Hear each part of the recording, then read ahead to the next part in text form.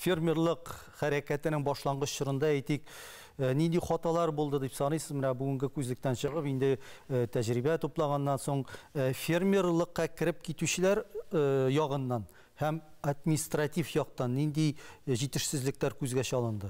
5029 гектар жер иде, валовый выручкасы 837 мең иде, валовый выручкасы.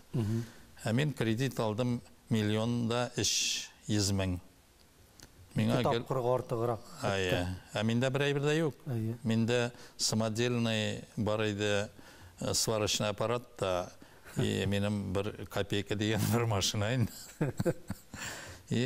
Бармакны нигә куеп, башка куеп күрсәтәләр иде, кайсылары инде әзрәк ышкындың ахрысы ди, шундай не аласың үзеңә ди. Агрохолдинг кебек монстрлар булганда, авыл хуҗалыгы продукциясе җитештерүчеләр белән эшкәртүчеләрнең мәнфәгатьләре беркайчан туры килмәячәк. Бу 2014 ел аңлатып китсәгез иде. Россиянең җирләрен алсак,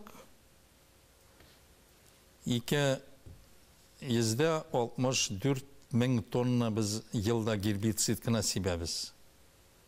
Ничек ул кешегә зарар китерә микән, юк микән? Китерә. Ничек без аны әйтәбез? Ширле кешеләр арта барамы? Онкология арта барамы? Нигә соң ул арта? Ученыйлар үзләренең ниләрен, исследованияларын тоже сөйлиләр.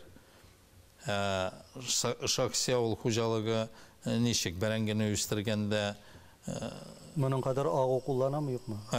Кулланмый. Гербицид кулланамы? Кулланмый. Шуңа күрә без әйтәбез, экологик чистой продукцияны кем үстерә? Агрохолдинглармы үстерәләр шундай продукцияны? Или шахси авыл хуҗалыклар, фермерлар хуҗалыклармы үстерә?